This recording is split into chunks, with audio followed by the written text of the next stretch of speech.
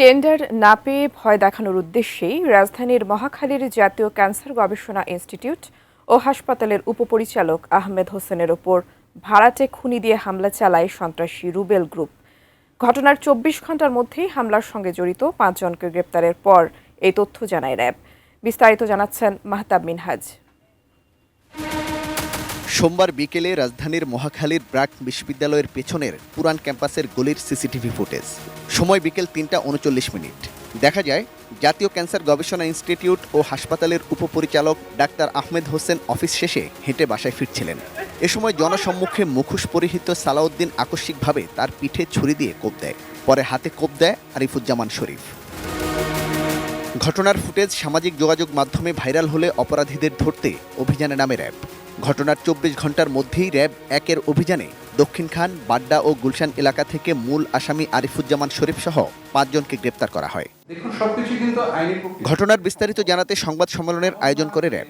জানানো হয়, স্থানীয় ২ ঠিকাদার গ্রুপ রুবেল ও মুনায়েম গ্রুপের বিরুদ্ধের জেরেই এই হামলার ঘটনা ঘটে। দেশের মানুষকে প্রতিদিন সুরক্ষিত রাখার প্রত্যয় নিয়ে এলো সেফ রাউন্ড সুইচ। টেন্ডার না দেওয়ায় ডাক্তার আহমেদ হোসেনের উপর হামলা চালায় রুবেলের ভাড়াটে সন্ত্রাসীরা।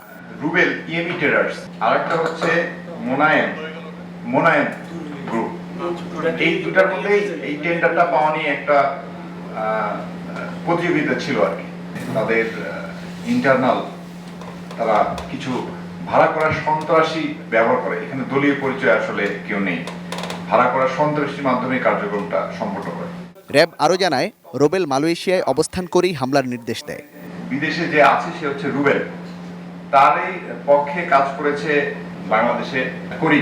মাত্র ২০,০০০ টাকার ভাড়া করা সন্ত্রাসী মাধ্যমে এই কার্যক্রমটা সংগঠিত হয়েছে। এই ঘটনায় আরও ২ জনকে গ্রেপ্তার করেছে পুলিশ। হামলার সঙ্গে অন্য কেউ জড়িত আছে কিনা তা খতিয়ে দেখছে আইনশৃঙ্খলা বাহিনী। Mahtab Minhaj, ATN news, Dhaka.